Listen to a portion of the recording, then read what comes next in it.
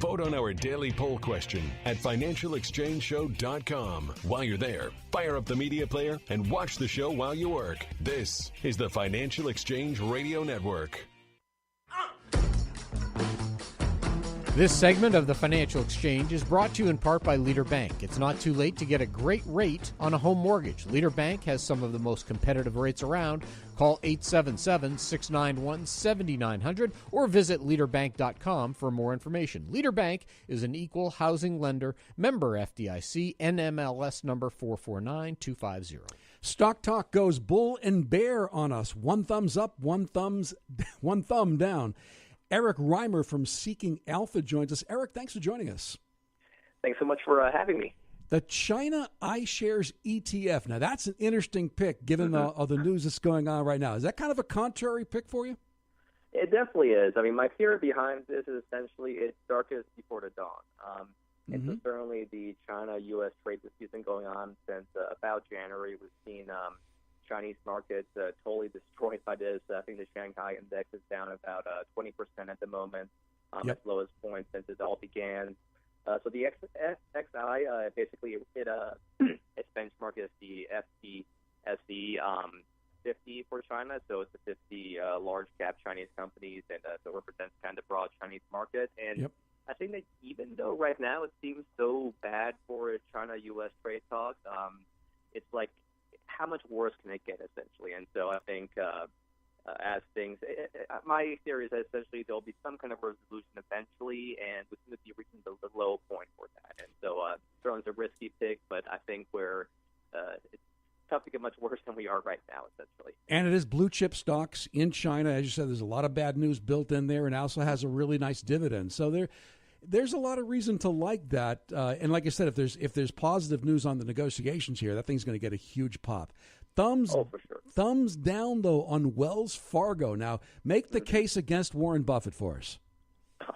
Yeah, I mean, certainly Wells Fargo has been in the news for a lot of bad reasons for the past few years. And it seems, so after the Federal Reserve intervened in their historic regulatory action on Wells Fargo back earlier this year, it seemed like the bank might have achieved some stability as the regulators really come in and prevent it from falling any further. However, since then we've seen that kind of those hopes fade in many ways because one, there's been more investigations open up beyond the original fake account scandal that brought in regulators. Now we've seen their multiple asset management, wholesale banking divisions continually investigated by DOJ and all these other regulators. And two, so part of the Federal Reserve's plan was to have Wells Fargo comply with various significant risk management changes in their culture and their practices. However, we've seen that Wells Fargo's plans they've submitted to regulators have been rejected. And so it shows that there might be some turbulence there. They might have a longer kind of struggle to fix their culture that's been so bad for their brand the past years. And so I think there might be some more stagnation and turbulence than initially expected for that. Okay, let me take the contrarian view like you did with China, though. And that is that the company is saying, okay, that's in the past. This is a new Wells Fargo. All these things are true, but they're behind us. A new era is here, and we pay a 3.1% dividend, and it's okay from here on. Oh, I think so in the bank, it's my theory of the bank is that it can't fall much further, but its growth prospects are limited. Certainly it's still a gigantic bank. It pays a strong dividend. It's very, in terms of, standard bank metrics, it's very, I think, stable and well-capitalized and whatnot. However, I'd say that because of the recent events, it shows that the hopes that it might have begun its rebound, that, things are looking brighter. It shows that there might be clues to, things continuing to have worse news on the horizon. And so, yeah, certainly, it could very well be a low point for Wells Fargo. But I think given the current investigations and current a lot of bad news. Yeah, exactly. All so right.